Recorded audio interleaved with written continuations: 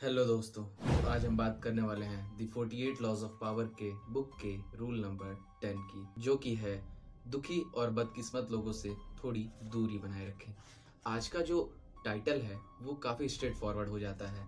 तो इस टाइटल को हम तब तक अच्छे से नहीं समझ सकते हैं, इसको अपनी लाइफ में नहीं उतार सकते हैं जब तक हम इसको पूरे डीप तरीके से जाके इस पे हम अध्ययन नहीं कर लेते हैं। मैंने भी जब इस टाइटल को पढ़ा तो पता चला कि रॉबर्ट ग्रीन सर ने इसमें काफ़ी खरी और सीधी बात सीधे टाइटल में उतार दी है, जो कि आप देखोगे तो आपको एक नज़र में देखने में हो सकता है कि थोड़ा ऑकवर्ड लगे, जैसे कि ये टाइटल है दुखी और बदकिस्मत लोगों से दूर रहें। तो दुखी और बदकिस्मत लोग रॉबर्ट ग्रीन सर किसे कह रहे हैं, किसे बता रहे हैं, आज हम इस बात को जानेंगे। इस टॉपिक को डीपली जाके डिकोड करने वाले हैं। इस टॉपिक में आगे बढ़ने से पहले मुझे एक बहुत ही प्यारी लाइन याद आती है, जो कि है if you are sitting with the 9 rich people in few months, in a year, in 2 years you will become the 10th one.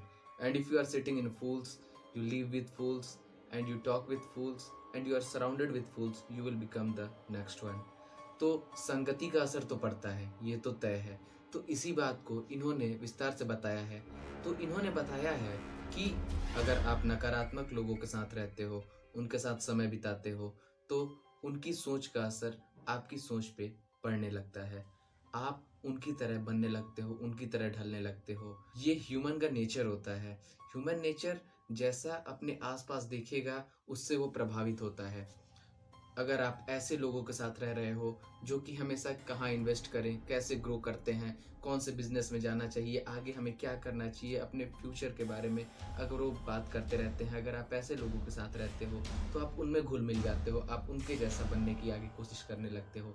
लेकिन अगर आप ऐसे लोगों के साथ हो जो कि एम्बिशनलेस है, जो कि गोललेस है, जिनका कोई गोल नहीं है, ड्रीम नहीं है, एम नहीं है, तो आप भी उनकी तरह ही वर्थलेस हो जाते हो। आप आगे कुछ नहीं कर पाते हो क्योंकि आपको पता ही नहीं होता है।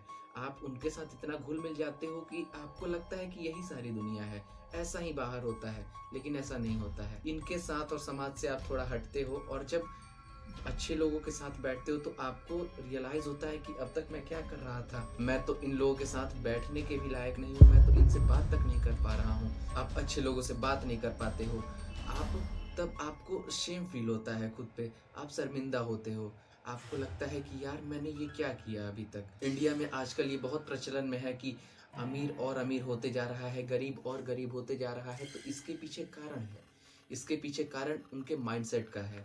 अगर कोई अमीर लड़का है, बिजनेसमैन का लड़का है, तो अगर उसकी संगत, उसकी परवरिश अच्छी रहती है तो वो हमेशा इन्वेस्ट करने के बारे में सोचता है, खुद पे इन्वेस्ट करने के बारे में सोचता है, अपने फ्यूचर में क्या वो कर सकता है, कैसे अपने फ्यूचर को बेहतरीन बना सकता है, इसके बारे में सोचता है। तो वो इसलिए अमीर और अमीर होता है। लेकिन वहीं पे जो गरीब होते हैं, वो गरीब इसलिए नहीं होते हैं कि वो शुरू से गरीब है तो उनके आगे की भी पीढ़ियाँ गरीब ही रहेंगी, नहीं। उन्हें लगता है कि ऐसे ही पले बड़े हैं, ऐसे ही सब होता है, यही दुनिया है हमारी, हमें इसी में पैदा हुआ हूँ, इसी में मर जाऊँगा।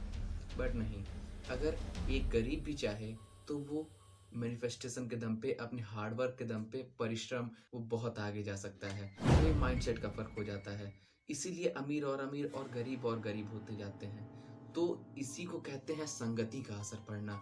तो अगर आपकी संगति बुरे लोगों में है, आप बुरे लोगों के साथ रहते हो, ऐसे लोगों के साथ जो नेगेटिव एनर्जी को अट्रैक्ट करते हैं अपनी तरफ, उनसे कोई पॉजिटिव वाइब्स ही नहीं आती हैं, तो आप अपनी तरफ भी नेगेटिव एनर्जी अट्रैक्ट कर रहे होते हो उनके साथ रह के।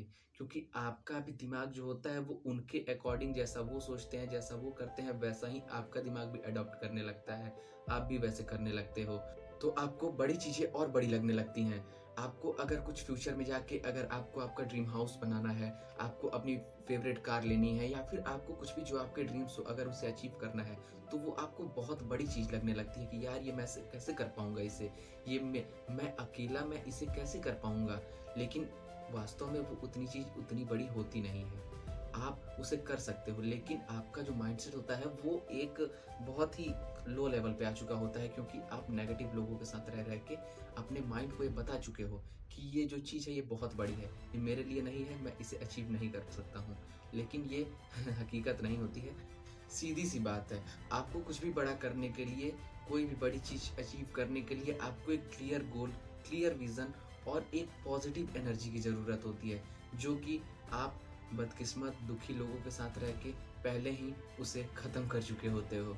कई लोग तो ये सोचते हैं कि हम उनकी मदद कर देंगे, हम उनको उनके जो गोल से भटके हैं उनको वापस उनके ट्रैक पे ला देंगे, हम उनके इसमें मदद करेंगे, लेकिन ऐसा नहीं होता है। आपको वो अपने साथ उसी दलदल में खींच लेते हैं और आप भी उनके साथ उसी दलदल में फंस जाते हो। ऐसे लोग आपकी एनर्जी, आपका बहुमूल्य समय खींच लेते हैं, उसे बर्बाद कर देते हैं।